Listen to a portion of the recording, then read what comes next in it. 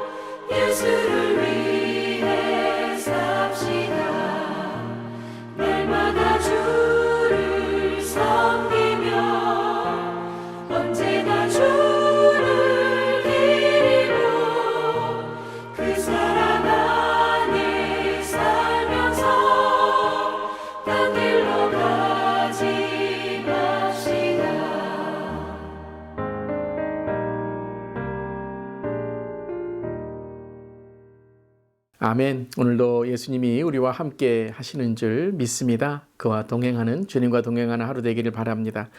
오늘 말씀은 사무엘하 4장 1절부터 12절까지의 말씀이고요. 하나님의 말씀 함께 나눕니다. 사울의 아들 이스보셋은 아브넬이 헤브론에서 죽었다함을 듣고 손에 맥이 풀렸고 온 이스라엘이 놀라니라. 사울의 아들 이스보셋에게 군 지휘관 두 사람이 있으니 한 사람의 이름은 바하나요 한 사람의 이름은 레갑이라. 베냐민 족속 부에롯 사람 림몬의 아들들이더라. 부에롯도 베냐민 지파에 속하였으니 일찍이 부에롯 사람들이 기다임으로 도망하여 오늘까지 거기에 우거함이더라. 사울의 아들 요나단에게 다리 저는 아들 하나가 있었으니 이름은 무비보셋이라. 전에 사울과 요나단이 죽은 소식이 이스르엘에서 올 때에 그의 나이가 5살이었는데 그 유모가 안고 도망할 때 급히 도망하다가 아이가 떨어져 절개되었더라.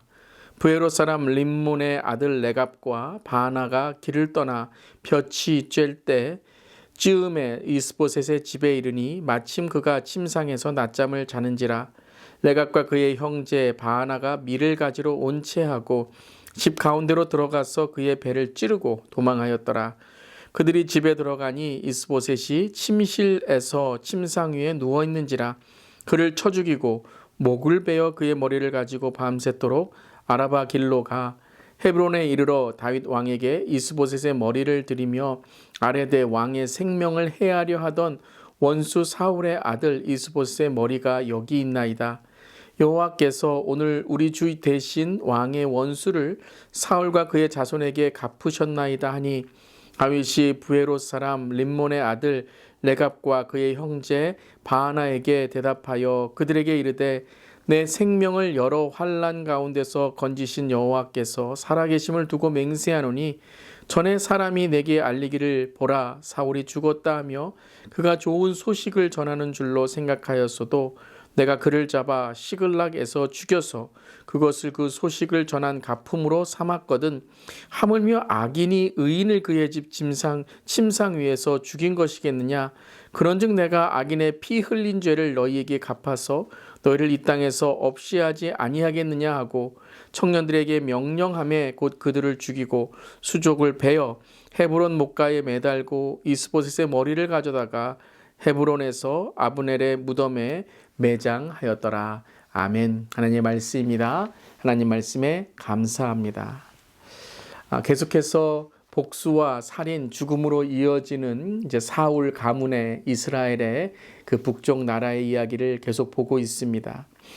요압에게 죽음을 당한 아브넬의 소식을 듣고 이제 이스보셋은 아무 일도 못하고 두려움에 떨고 있는 것이죠. 아브넬을 두려워했던 이스보셋은 아브넬이 죽게 되니 더 두려움에 빠지게 되는 것입니다.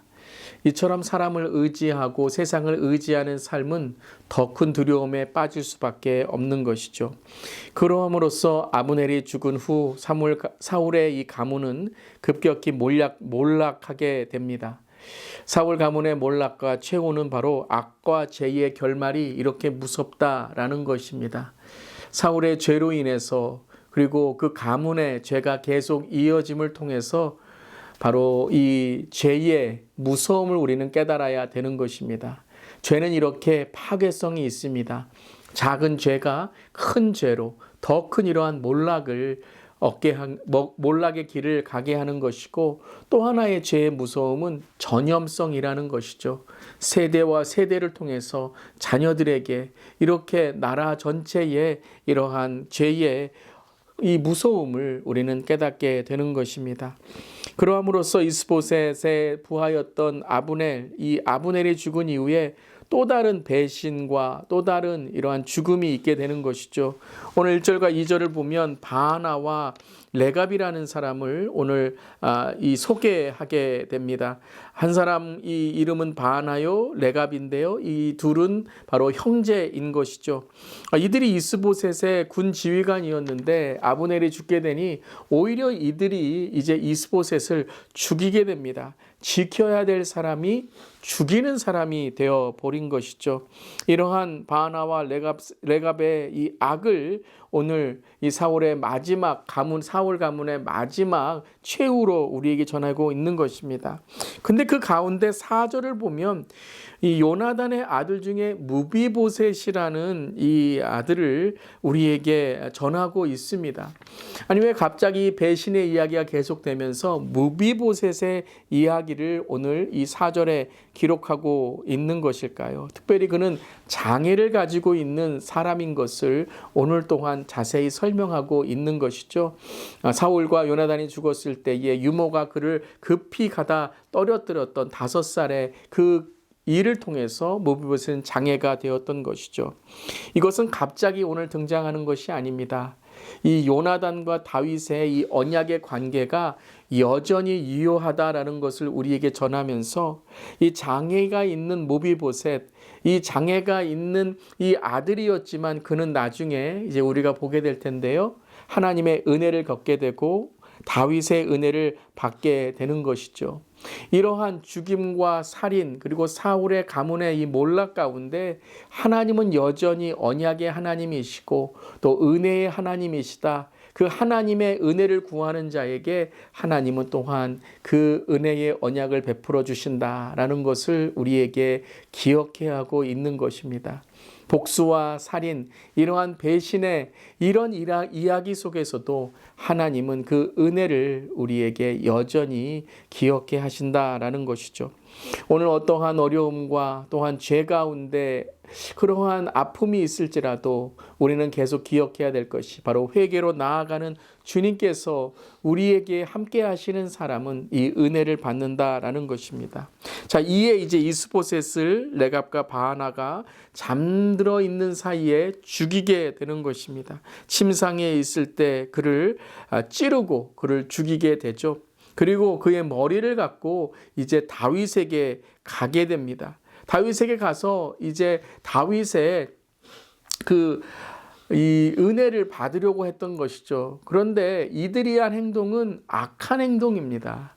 악은 회개하고 죄를 뉘우칠 때에 용서를 받는 것이지 악이 또 다른 악을 저질렀을 때 보상을 받는 게 아니다라는 것이죠. 그러면서 오늘 8절을 보면 이렇게 그들이 말합니다. 헤브론에 이르러 다윗 왕에게 이스보셋의 머리를 들이며 아뢰되 왕의 생명을 해하려 하던 원수 사울의 아들 이스보셋의 머리가 여기 있나이다. 여호와께서 오늘 우리 주 대신 왕의 원수를 사울과 그의 자손에게 갚으셨나이다 라고 말하게 됩니다.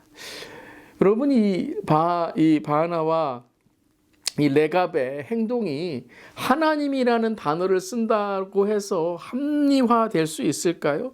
잘못된 행실에 신앙적 의미를 부여한다고 해서 그것이 옳은 일이 될까요? 이스보셋을 죽인 것을 다윗 왕 앞에 하나님 앞에 이것을 드린다고 해서 그들의 행동이 올바른 행동으로 바뀌는 것은 아닐 것입니다. 자신들이 저지른 악행을 신앙적인 구실로 하나님이라는 이름이 있다고 해서 그들의 악이 없어지는 건 아니죠. 저 오늘 이 이야기를 읽으면서 혹 우리의 삶에서 죄를 저지르고 악을 행하고 거짓을 행해놓고서 나는 신앙인이야, 나는 말씀과 기도의 삶을 살았어. 물론 그게 진정한 말씀과 기도가 아니죠. 우리의 악행은 여전히 하나님께 악이 되는 것입니다. 여러분, 악은 어떤 신앙의 교리로 덮어질 수 없는 것입니다. 우리가 교회를 다닌다고 해서 우리는 죄를 지어도 괜찮은 것은 아니죠. 우리가 어떤 직분을 받고 목사라고 해서 우리가 어떠한 하나님의 그런 사명을 감당하는 사람이라고 해서 악을 행하는 것 하나님이 봐주신다? 절대 아닌 것이죠. 오늘 이 바하나와 레갑의 이 오늘 고백도 이 오늘 우리가 교훈도 똑같은 것입니다. 우리는 하나님 앞에 누구든지 다 우리의 행위를 통해 심판받게 되는 것입니다. 물론 그것을 우리가 구원과 연결해서 구원 받았느냐 안 받았느냐 그거를 떠나서요. 우리의 행위는 우리의 진짜 신앙을 드러내는 것이라는 것입니다. 우리가 누구다라는 것이 중요한 그 직분과 타이틀이 아니라 내가 정말 하나님 앞에 어떤 삶으로 서 있는가, 어떤 신앙으로 서 있는가가 하나님이 보시는 우리의 진짜 모습이다라는 것이죠. 주여 주여 하는 자마다 하나님께서 다 인정하는 사람이 아니라 모른다고 하시는데 왜 그럴까요? 불법, 즉 가짜 신앙으로 살아간다라는 것입니다. 정말 여러분 두렵고 떨리는 마음으로 우리의 자신의 신앙을 돌아보고 또한 내가 정말 구원받은 자의 삶을 살아가고 있는가 그것을 다시 한번 우리가 돌아볼 수 있기를 바랍니다. 주여 주여 하는 게 중요한 것이 아니라 주님 앞에 날마다 살아가야 된다는 것이죠. 무죄한 피를 흘린 이들의 삶은 다윗은 이제 그들의 죄를 묻게 되는 것이죠. 다윗 자신도 선과 악을 분명히 규명합니다. 왜냐하면 지금은요 나라가 세워지는 때이고 올바른 하나님 나라가 세워져야 되기 때문에 다윗 자신도 이 악을 그냥 넘어가서는 안 되는 것이죠. 선과 악을 분명히 규명함으로 앞으로 이런 일이 없도록, 왜냐하면 다윗 자신도 하나님 앞에 사울이 하나님의 기름 부은 자다라고 해서 자기 자신도 신앙에 조심했던 모습을 다시 한번 기억하면서 너희가 한 일은 잘못된 일이다라고 심판을 내리고 있는 것입니다. 악으로 악을 갚는 것은 옳지 않습니다. 선으로 악을 이겨야 되는 것이죠. 악은 절대 악으로 용서받지 못합니다. 악을 저질렀을 때, 죄를 저질렀을 때 회개해야 되는 것이죠. 오늘 말씀을 우리가 함께 묵상하면서 과연 내 삶에는 죄, 악이 있지 않나, 거짓이 있지 않나, 하나님을 속이는 것이 있지 않나, 스스로 속이지 않도록 오늘 말씀을 통해 주 앞에 우리의 삶을 돌아보고 또 회개하며 오늘도 주 앞에 정결하고 깨끗한 그리스도의 신부로 살아가는 우리 모두에게를 주님의 이름으로 축복합니다. 아멘. 기도하시겠습니다. 하나님, 자기 유익을 위해 남의 생명을 취하는 죄를 저지르고도 그것이 악행인지 모르는 영적 무지와 무딤이 우리에게도 있음을 고백하며 회개합니다. 악행은 합리화할 수 없는 것입니다. 오직 우리가 회개하며 내 자신을 주 앞에 용서를 구하고 은혜를 구할 때에만 우리가 악행을 분별하는 지혜를 갖게 되는 줄 믿습니다.